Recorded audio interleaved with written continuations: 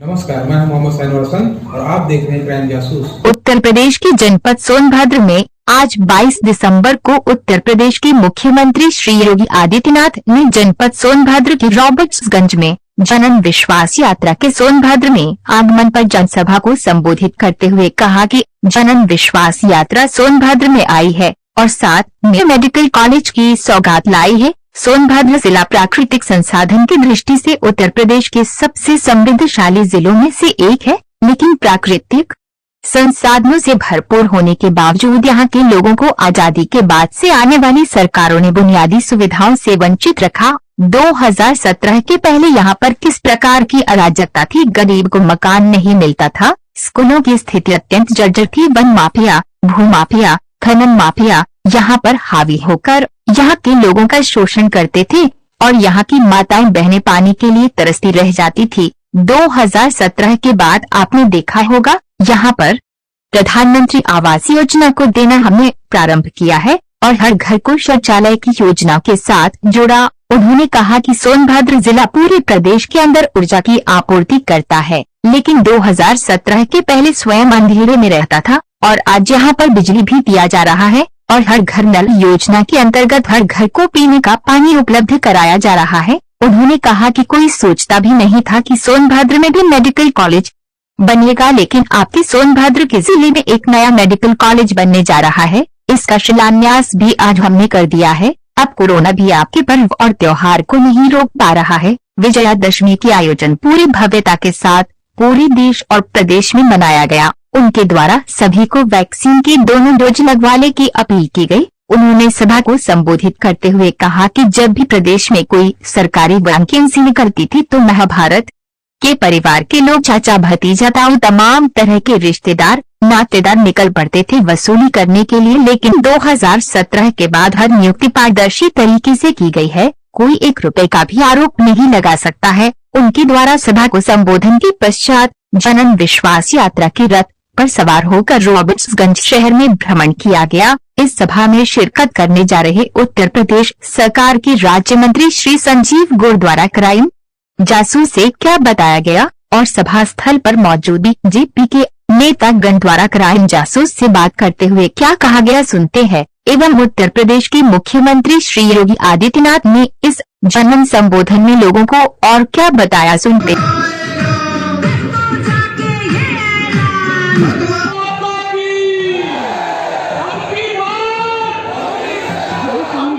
आज मुख्यमंत्री जी का आगमन है यहाँ पे, किस तरह से देखते हैं, क्या आपको मौजूदगी मिलेगी इससे? देखिए, जनपद सोनभद्र में जो ये यात्रा चल रहा है उसी के दृष्टि से जनपद सोनभद्र में आज माननीय मुख्यमंत्री जी का आगमन हो रहा है और जनपद सोनभद्र में बहुत उल्लास है देखने को मिल रहा है। और आज माननीय मुख्यमंत्री जी यहाँ पर बहुत बड़ी सौगात देने के और पूरा जनपद आज उत्साह में है। भारतीय जनता आगमन है, कैसा महसूस कर रहे हैं आप? भारतीय जनता पार्टी उत्तर प्रदेश के यशस्वी मुख्यमंत्री मुझे पूरा विश्वास है, पूरा विश्वास है होगा। इसी तरह सारे विधानसभाओं को भारतीय जनता पार्टी के झोले में डालने का काम मुख्यमंत्री के क्या क्या योजना का यहाँ घोषणा होने वाला है? मेरे विकास का भागीरथी जो गंगा प्रदेश में बह रही है विभिन्न विधानसभाओं के अलग लेके जाओ मित्रों, दोनों हाथ उठा के संकल्प लेके जाओ कि पीछे भी मैंने चारों विधानसभा दिया था। योगी आदित्यनाथ जी का सभा है, क्या क्या यहाँ घोषणा करने वाले हैं? घोषणा का जो है वो उसमें बहुत सारी 1-2 परियोजना नहीं है जिसके बारे में बता सकूं, लेकिन आपसे बताऊं कि ये 4.5 साल 5 साल का कार्यकाल उत्तर प्रदेश के लिए स्वर्णिम काल के रूप में जाना जाएगा। और इससे पहले हम लोग परिवर्तन यात्रा लेके आए थे इसी मैदान पे अमित शाह जी, और आज विश्वास यात्रा लेके मुख्यमंत्री योगी आदित्यनाथ जी आ रहे हैं। और आप जनता की बात करें तो आप ये पूरा जनसभा आप देख सकते हैं, जो भीड़ बता रही है कि किसी भी दल का कोई व्यवस्था नहीं है और सारे लोग की पैर उखड़ चुके हैं। आज मुख्यमंत्री जी का आगमन यहाँ है, क्या क्या घोषणा यहाँ होने वाला है? तो सबको पता है कि जो वर्षों से राजकीय मेडिकल कॉलेज की जो डिमांड थी वो भारतीय जनता पार्टी के हमारे यशस्वी मुख्यमंत्री योगी आदित्यनाथ जी ने पूरा किया। जो सोनभद्र शिक्षा और विकास के नाम से अति पिछड़े जिलों में इसका गिनती होती थी, आज राजकीय मेडिकल कॉलेज की सौगात देकर के योगी आदित्यनाथ जी ने ये साबित कर दिया, भारतीय जनता पार्टी ने ये साबित कर दिया कि ये सरकार वास्तव में आदिवासियों और पिछड़ों की सरकार है। सोनभद्र जैसे अति पिछड़े जिले को राजकीय मेडिकल कॉलेज की सौगात देकर के और सोनभद्र के लिए एक बहुत। किस पद पे आप हैं भाजपा पे? महिला मोर्चा जिला उपाध्यक्ष के पद पे। आज योगी आदित्यनाथ जी आ रहे हैं जी। किस तरह से बल मिलेगा यहाँ की पार्टी को? हाँ, हर तरह से जनता उनके साथ है। हम सब मैंने भी चाहते हैं कि योगी जी ही सरकार बने, उन्हीं की। आगामी चुनाव में क्या होने वाला है? हमारे योगी जी जीत रहे हैं। किस पद पे हैं भाजपा में? मैं भाजपा पूर्व जिला मंत्री और वर्तमान कार्य समिति सदस्य हूँ भाजपा में, सभासद में ओबरा नगर पंचायत से भाजपा में। आज मुख्यमंत्री जी का आगमन है, इसके बाद किस तरह आप देखती हैं कितना बल मिलेगा सोनभद्र में भाजपा को? बहुत ज़्यादा बल मिलेगा। आज योगी जी के आगमन से मतलब पूरी जनता, हमारा पूरा सोनभद्र बहुत खुश है और आने वाले समय में हमारी पूर्ण बहुमत की सरकार बनने वाली है। ये मुख्यमंत्री जी का आगमन हुआ, आप किस तरह इसको देखते हैं, कितना आपको मजबूती मिलेगी सोनभद्र में? मुख्यमंत्री जी का आगमन और यहाँ आई हुई जनता जनार्दन का जो आगमन था, वो जनता जनार्दन के भीड़ ने यह सिद्ध कर दिया कि हम सोनभद्र की 4 पुरानी सीट जो हमारी सीटें जीती हैं वो पुनः हम लोग जीत रहे हैं और मुख्यमंत्री जी जिस बहुमत से जीते थे उससे कहीं ज़्यादा बहुमत से पुनः जीतने जा रहे हैं। जन विश्वास यात्रा के सोनभद्र आगमन पर आज की इस यात्रा में यहां पर उपस्थित केंद्रीय मंत्री माननीय श्री कौशल किशोर जी, भारतीय जनता पार्टी के राष्ट्रीय सचिव माननीय सांसद श्री विनोद सोनकर जी, प्रदेश सरकार में मेरे सहयोगी मंत्री श्री सिद्धार्थनाथ सिंह जी, डॉक्टर नीलकंठ तिवारी जी, श्री संजीव गौड़ जी, श्री धर्मवीर प्रजापति जी, भारतीय जनता पार्टी और अपना दल के सभी पदाधिकारी, कार्यकर्ता और उपस्थित भाइयों बहनों, जन विश्वास यात्रा आपके सोनभद्र में आई है और साथ में मेडिकल कॉलेज की सौगात भी आपके लिए लेकर के आई है। सोनभद्र जिला प्राकृतिक संसाधन की दृष्टि से उत्तर प्रदेश का सबसे समृद्ध जिलों में से एक है, लेकिन प्राकृतिक संसाधनों से भरपूर होने के बावजूद यहां के लोगों को आजादी के बाद से आने वाली सरकारों ने बुनियादी सुविधाओं से वंचित रखा। भाइयों बहनों, 2017 के पहले यहां पर किस प्रकार की अराजकता थी? गरीब को मकान नहीं मिलता था, स्कूलों की स्थिति अत्यंत जर्जर थी, खनन माफिया, भू माफिया, वन माफिया यहां पर हावी होकर के यहां के लोगों का शोषण करते थे और यहां की माताएं बहनें पानी के लिए तरसती रह जाती थी। भाइयों बहनों, 2017 के बाद आपने देखा होगा यहां पर प्रधानमंत्री आवास योजना को देना हमने प्रारंभ किया ही, हर घर को शौचालय की योजना के साथ जोड़ा। वह सोनभद्र जिला स्वयं अंधेरे में 2017 के पहले रहता था, आज तो यहां पर बिजली भी दिया जा रहा है और हर घर नल योजना के माध्यम से गांव-गांव में पेयजल की स्कीम भी आपके जनपद को उपलब्ध कराई जा रही है। कोई सोचता था सोनभद्र में भी मेडिकल कॉलेज बनेगा, लेकिन भाइयों बहनों, अब तो आपके सोनभद्र जिले में भी एक नया मेडिकल कॉलेज बन रहा है। आज उसका शिलान्यास भी हमने कर दिया है। हम लगभग 300 करोड़ रुपए देंगे यहां पर मेडिकल कॉलेज, हॉस्पिटल की क्षमता को 500 बेडेड हॉस्पिटल भी यहां पर बनेगा।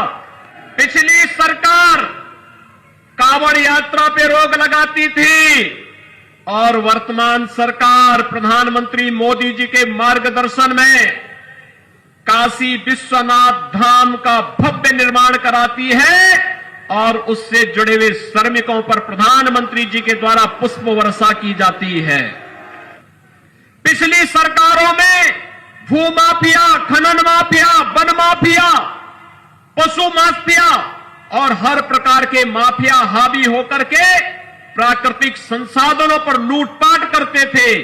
वर्तमान सरकार में माफिया की जगह जेल होगी या दूसरे लोक में होगी, सोनभद्र में नहीं होगी। इस संकल्प के साथ सरकार ने कार्य प्रारंभ किया और आज उसका परिणाम भी आप सबके सामने है। वैक्सीन जिन्होंने नहीं ली है, दोनों डोज ले ली है, उन्होंने अच्छा किया है। जिन्होंने एक लिया है वे दूसरा डोज भी जरूर ले लें और जिन लोगों ने अभी नहीं लिया है उनसे भी मैं कहूंगा कि वे अपने लिए भी, अपने परिवार की सुरक्षा के लिए भी और समाज की सुरक्षा के लिए भी दोनों डोज जरूर ले लें, समय से ले लें, जिससे हम लोग थर्ड वेव को आने से पहले रोक सके। थर्ड वेव को देखते हुए हम लोग महीने में 2 बार हर गरीब को फ्री में राशन देंगे और अब राशन के साथ साथ महीने में 1 बार हर राशन कार्ड धारक को 1 किलो दाल भी देंगे, 1 किलो खाद्य तेल भी उपलब्ध कराएंगे, 1 किलो नमक भी उपलब्ध कराएंगे और अंत्योदय कार्ड धारक को 1 किलो चीनी भी उपलब्ध करवाने का कार्य करेंगे। भाइयों बहनों, इसके साथ ही जितने भी मजदूर हैं, श्रमिक हैं, वे श्रमिक चाहे वह रजिस्टर्ड मजदूर हो, चाहे वह अनरजिस्टर्ड हो, खेतीहर कार्य करने वाले श्रमिक हो, मनरेगा मजदूर हो, कुली हो, पल्लेदार हो, ठेला खोमचा रेहड़ी लगाने वाले हो, इन सबको भी अगले 4 महीने तक लगातार 500 रुपए हर महीने भरण पोषण भत्ता के रूप में अन्न योजना के साथ जोड़ने के साथ साथ 500 रुपए अतिरिक्त घर के खर्चे के लिए अतिरिक्त सरकार उपलब्ध कराएगी, जिससे वह इस तीसरे वेव को रोकने में भी अपना योगदान दे सके।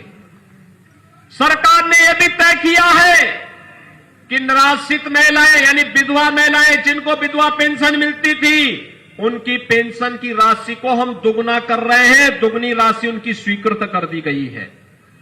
सरकार ने यह भी तय किया है वृद्धावस्था पेंशन प्राप्त करने वाले वृद्धजनों के लिए पेंशन की राशि दुगनी करके वह राशि भी उनको देने की कार्रवाई प्रारंभ हो रही है। दिव्यांगजनों की पेंशन की राशि को हमारी सरकार ने 300 से पहले 500 किया और अब 500 से हर महीने 1000 रुपया हर दिव्यांगजन को सरकार पेंशन देने का कार्य करेगी, जिससे किसी दिव्यांगजन को किसी के सामने हाथ फैलाने की नौबत ना आने पाए।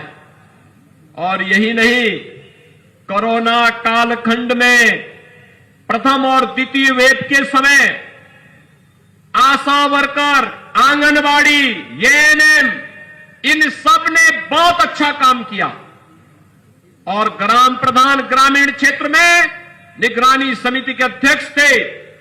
हम लोगों ने पंचायत प्रतिनिधियों के भी मानदेय में वृद्धि करने के साथ साथ उनके अधिकारों में भी वृद्धि कर दी है। अब उनके लिए अपनी कार्य योजना बनाने के लिए इंतजार नहीं करना पड़ेगा। गांव के विकास की कार्य योजना बनाई, पैसा रिलीज हुआ और विकास का कार्य धड़ाधड़ आगे बढ़ता हुआ दिखाई देगा। विकास का कार्य रुकेगा नहीं, उनका मानदेय बढ़ेगा तो वे आसानी से जनता को सुविधाएं देते हुए कार्य करते हुए दिखाई देंगे। हर ग्राम प्रधान को अधिकार भी दिया गया है, अगर गांव में कोई व्यक्ति बीमार है, कोई उसका देखभाल करने वाला नहीं, उसके उपचार के लिए तत्काल ग्राम प्रधान निधि से पैसा उपलब्ध करवा देगा। अगर कोई व्यक्ति दुर्भाग्य से मौत हो गई किसी की और उस व्यक्ति के अंतिम संस्कार करने की कोई व्यवस्था नहीं, ग्राम प्रधान को दायित्व दिया गया है, वह ग्राम सेक्रेटरी के साथ मिलकर के अंतिम संस्कार के लिए ग्राम प्रधान निधि का पैसा निकाल करके खर्च करे और उस खर्च की राशि सरकार उसको उपलब्ध करवाने का कार्य करेगी। सरकार ने यह भी तय किया है कि किसी भी व्यक्ति को, कोई भी व्यक्ति भटकने न पाए, उसको उपचार के लिए दर दर की ठोकर न खानी पड़े। पहले ही प्रदेश के अंदर 6 करोड़ लोगों को हम लोगों ने प्रधानमंत्री जन कल्याण योजना के अंतर्गत आयुष्मान भारत की योजना से 5 लाख रुपए सालाना स्वास्थ्य बीमा का कवर दिया था। अब सरकार ने तय किया है कि हर श्रमिक को हम इस योजना का लाभ देंगे। यानी उन 6 करोड़ लोगों के साथ साथ 3.5 करोड़ श्रमिक भी इस योजना के साथ जुड़ेंगे और सरकार आने वाले समय में आंगनवाड़ी, आशा वर्कर, एएनएम, रसोइया और जितने भी हमारे अन्य श्रमिक होंगे, स्ट्रीट वेंडर होंगे, इन सबको इस योजना के साथ जोड़ करके कोई भी व्यक्ति उपचार के लिए भटकेगा नहीं। सरकार जैसे फ्री टेस्ट कर रही है, फ्री उपचार कर रही है, फ्री में वैक्सीन, सबको वैक्सीन देने की व्यवस्था कर रही है, ऐसे ही हर प्रकार की बीमारी में उपचार के लिए उस प्रकार की सुविधा सरकार फ्री में उपलब्ध कराने का कार्य करेगी। सोनभद्र में वायु सेवा से भी जोड़ने वाले हैं। यहां का एयरपोर्ट भी बहुत जल्दी का निर्माण कार्य पूरा हो जाएगा।